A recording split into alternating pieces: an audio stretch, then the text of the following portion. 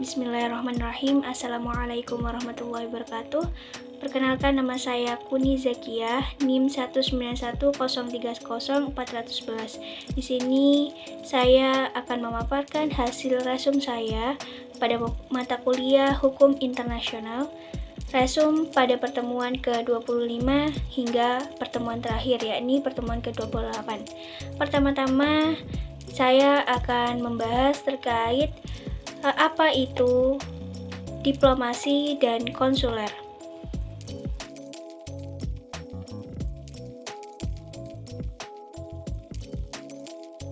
Pengertian terkait diplomatik menurut Ernest Satow adalah pemakaian dari kecerdasan akal dan kebijakan terhadap suatu kelakuan daripada hubungan dinas antara pemerintah-pemerintah dari negara-negara merdeka. Kadang-kadang diperluas juga di dalam hubungan antara pemerintah dengan asal negara. Secara lebih singkat dikatakan kelakuan daripada kewajiban tugas negara dengan maksud untuk damai. Sedangkan pengertian konsuler itu sendiri merupakan perwakilan negara yang biasanya ditempatkan pada suatu daerah dalam wilayah negara penerima atau pada wilayah yang belum merdeka. Seiring dengan perkembangan teknologi dan ilmu pengetahuan yang berdampak pada hubungan antara negara dan perkembangan anggota masyarakat internasional dengan laju pertumbuhan negara yang baru merdeka, maka dirasa adanya tantangan untuk melakukan pengembangan lagi kodifikasi hukum diplomatik secara luas. Pengembangan itu tidak saja ditunjukkan untuk mempengaruhi, tetapi juga dalam rangka melengkapi prinsip-prinsip dan ketentuan hukum diplomatik yang ada.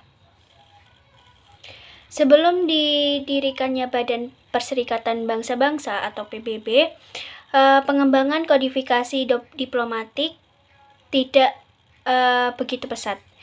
Sejak Kongres Wina pada tahun 1815, para anggota diplomatik telah diberikan penggolongan dan beberapa tata cara sementara. Singkat saja, setelah didirikannya PBB pada tahun 1945, 2 tahun kemudian telah dibentuk Komisi Hukum Internasional. Di antaranya menyangkut hukum diplomatik itu.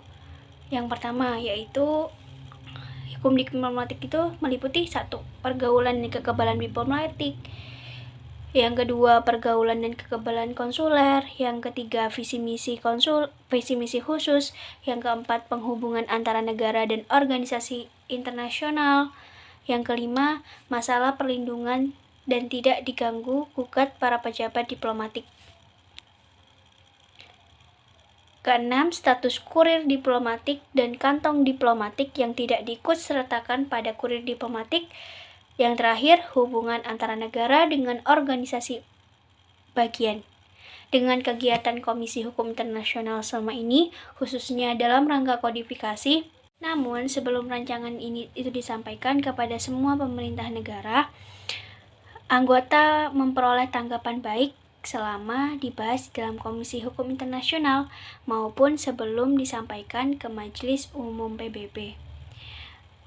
Selanjutnya adalah hak-hak istimewa dan kekebalan diplomatik. Pemberian hak-hak istimewa kepada seorang pejabat diplomatik sudah ada dan dijamin jauh setelah lahirnya Konvensi Wina pada tahun 1961.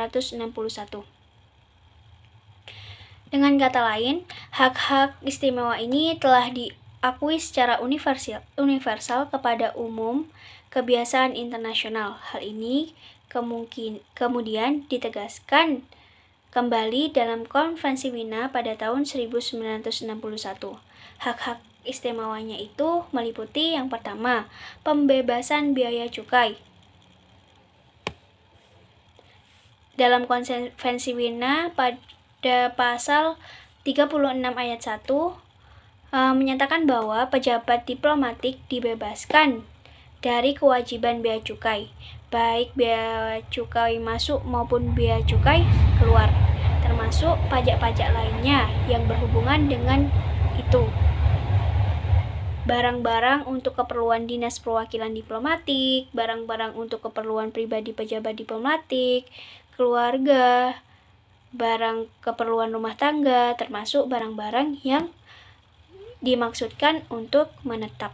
Hukum laut adalah hukum yang mengatur laut sebagai objek yang diatur dengan mempertimbangkan seluruh aspek kehidupan dan kepentingan seluruh negara, termasuk negara yang tidak berbatasan dengan laut secara fisik, guna pemanfaatan laut dengan seluruh potensi yang terkandung di dalamnya bagi manusia.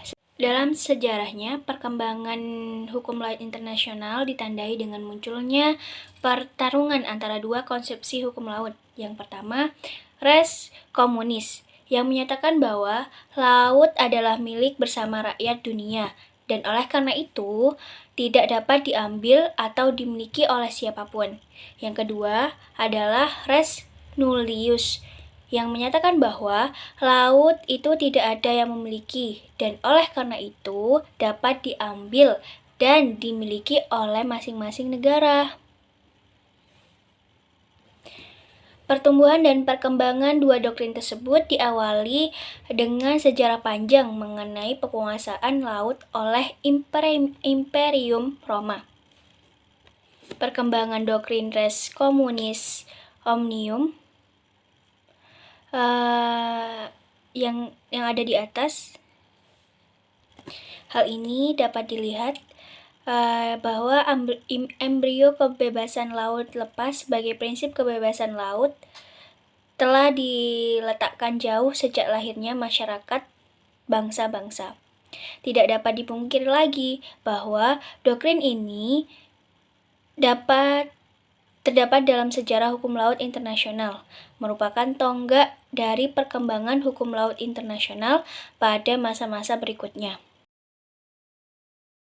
Z atau zona ekonomi eksklusif merupakan suatu jalur laut yang terletak di luar dan perbatasan dengan laut wilayah suatu negara yang lebarnya 200 mil diukur dari garis pangkal yang sama dengan garis pangkal yang dipakai dalam pengukuran lebar laut wilayah.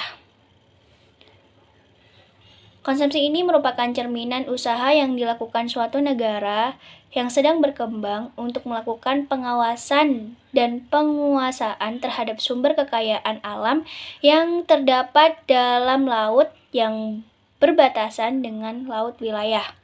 Yang poin selanjutnya yaitu landasan kontinen atau continental shelf.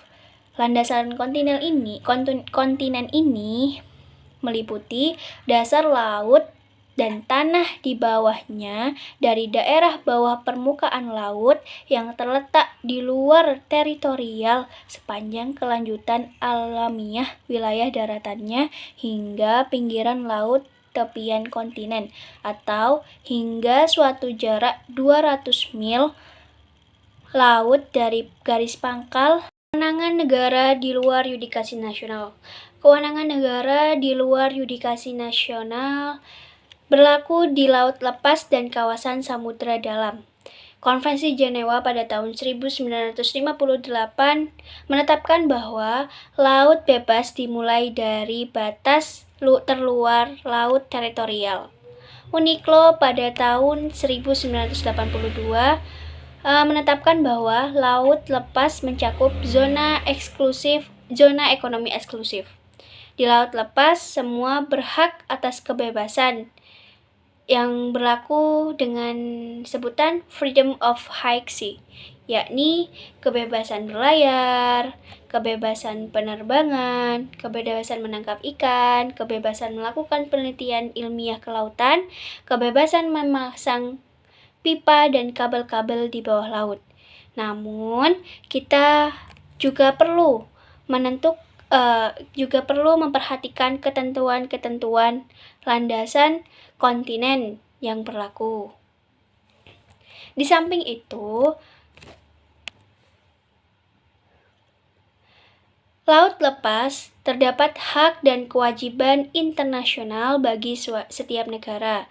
Kewajiban itu meliputi kewajiban memberantas atau disebut dengan international crimes, yang antara lain yang pertama, kejahatan perampokan di laut, yang kedua, peradangan budak, yang ketiga, kejahatan narkoba dan sejenisnya, dan yang terakhir, yaitu kewajiban mencegah dan menanggulangi pencemaran laut, kewajiban memberikan pertolongan yang ada di laut.